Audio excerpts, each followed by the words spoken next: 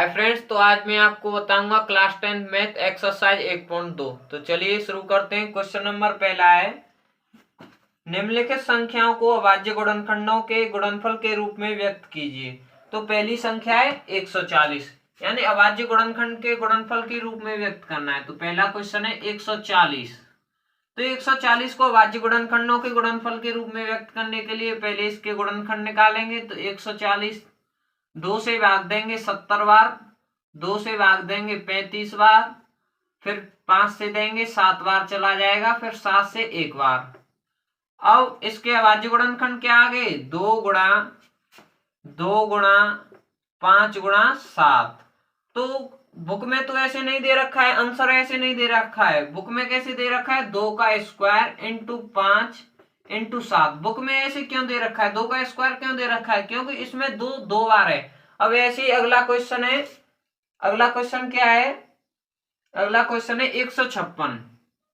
दूसरा है 156। 156 के अभाज्य गुणनखंड क्या होंगे, तो 156 के फैक्टर कर लेते हैं पहले। तो 156 2 सत्ते 14, 2 अट्ठे 16, फिर 2 से द्वितीय 6, 2 नाम 18, फिर 3 से 13 बार चला जाएगा और 13 से 1। तो इसके अभाज्य गुणनखंड क्या आ गए, इसके अभाज्य गुणनखंड 2 गुणा 2 गुणा 3 गुणा 13। तो इसको भी हम ऐसे लिख सकते हैं कि 2 का स्क्वायर इंटू 3 इंटू 13।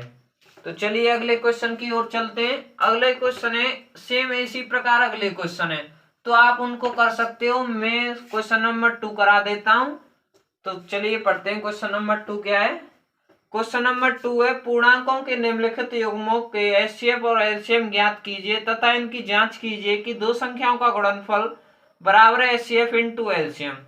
यानी पहला कुछ दूसरे का पहला दे रखा है 26 और 91, 26 और 91।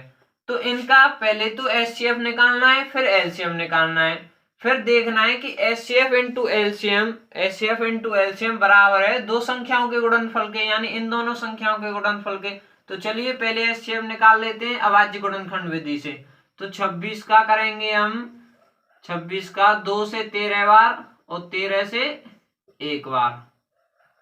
ऐसे 91 का 7 से 13 बार, 13 से 1 बार। तो 26 के हो गए आपके गुणनखंड 2 गुणा 13 और 91 के हो गए आपके 7 गुणा 13। तो एचसीएफ क्या आ गया, इनमें से 13 मिल रहा है, तो एचसीएफ आपका क्या हो गया, 13 हो गया। कितना हो गया एचसीएफ, 13 हो गया। अब एलसीएम कितना हो जाएगा, एलसीएम 13 तो इनमें मिल ही रहा है, तो 13 इंटू 7 इंटू 2, 7 दूनी 14, यानी 182 क्या हो जाएगा इनका एलसीएम हो जाएगा। एलसीएम कितना हो गया, 182। अब हमें जांच क्या करना है कि एचसीएफ इंटू एलसीएम बराबर दो संख्याओं का गुणनफल, बराबर दो संख्याओं का गुणनफल। तो हमें ज्ञात करना है कि एचसीएफ इंटू एलसीएम बराबर है दो संख्याओं का गुणनफल। तो हमारा एचसीएफ कितना आया, 13 इंटू एलसीएम कितना आया है, 182 बराबर दो संख्याओं का गुणनफल। दो संख्या कौन सी है, 26 और 91। कौन कौन सी है, 26 इंटू 91। तो 26 और 91 का इंटू करते हैं पहले हम, 26 और 91 का करेंगे तो 6 एकन 6, 2 एकन 2, 9 6 54, 54 और 2 56 की 6 हासिल 5, 9 दूनी 18 और 5 23, 2366 हो रहा है। कितना हो रहा है, 26 और 91 का 2366 और इसका भी कितना हो जाएगा 2366। तो ये बराबर आ रहा है, इसलिए हमारा क्वेश्चन हो चुका है। चलिए अगले क्वेश्चन की ओर। अगला क्वेश्चन सेम ऐसे ही है, आप उसको भी कर सकते हो। मैं आपके लिए क्वेश्चन नंबर 3 को कराऊंगा। अगर मैं एक एक क्वेश्चन कराऊंगा तो वीडियो बहुत लंबी हो जाएगी और आपका समय खराब होगा। वैसे ही आप करके देख सकते हैं। अगर आपको क्वेश्चन नहीं आए तो मुझे कमेंट करके जरूर बताएं, मैं इसकी वीडियो बना दूंगा। क्वेश्चन नंबर 3 क्या है, अभाज्य गुणनखंड विधि द्वारा निम्नलिखित पूर्णांकों के एचसीएफ और एलसीएम ज्ञात कीजिए। यानी अभाज्य गुणनखंड विधि द्वारा इनके एचसीएफ और एलसीएम ज्ञात करने हैं। तो पहला है 12, 15 और 21। पहला क्या है, 12, 15 व 21। अभाज्य गुणनखंड विधि से इनके क्या करने, एचसीएफ और एलसीएम ज्ञात करने। तो मैंने अभी बताया था 12 का निकाल लीजिए पहले, 12 का 2 से 6 बार, 3 से, फिर 2 से देंगे 3 बार, फिर 3 से 1 बार। अब 15 का कर से 15 का 3 से 5 बार, 5 से 1 बार। ऐसे 21 का पहले 3 से देंगे तो 7 बार और 7 से 1 बार। तो 12, 15 और 21 के यहाँ लिख लेते हैं। क्या क्या आ रहे हैं अभाज्य गुणनखंड? 12 के आ रहे हैं 2 गुणा 2 गुणा 3, 15 के आ रहे हैं 3 गुणा 5, 21 के आ रहे हैं 3 गुणा 7। तो इसमें मिल क्या रहा है? सबसे बड़ी संख्या कौन सी है जो मिल रही है इनमें? तो सबसे बड़ी संख्या इनमें 3 मिल रही है। तो एचसीएफ कितना हो गया? एचसीएफ तो हो गया आपका 3, और एलसीएम कितना हो गया?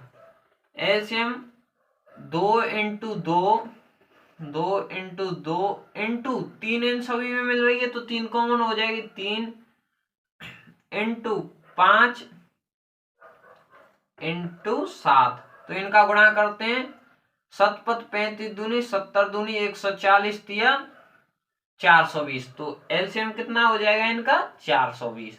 तो एलसीएम और एचसीएफ ज्ञात कर दिए। अगला क्वेश्चन इसी प्रकार है, आप उनको भी करके देख लीजिए। मैं अगला क्वेश्चन कराता हूं। अगला चौथा क्वेश्चन क्या है? चौथे क्वेश्चन को पढ़ते हैं। चौथा क्वेश्चन क्या है? एचसीएफ 306 और 657, यानी एचसीएफ दिया है दो संख्याएं एचसीएफ दिया है उनका 306 और 657, ये दो संख्याएं।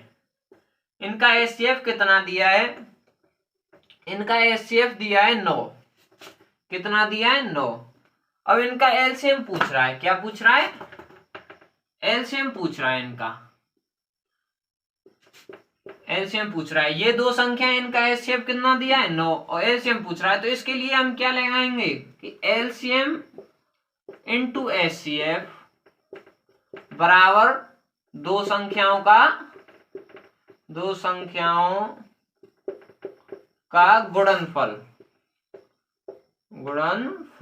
तो एलसीएम और एचसीएफ, एलसीएम दे नहीं रखा है तो एलसीएम का हम क्या कर देंगे? एलसीएम ही लिख देंगे। इंटू एचसीएफ कितना है? 9 दिया है, बराबर दो संख्या कौन सी है? 306 इंटू 657। तो एलसीएम निकालने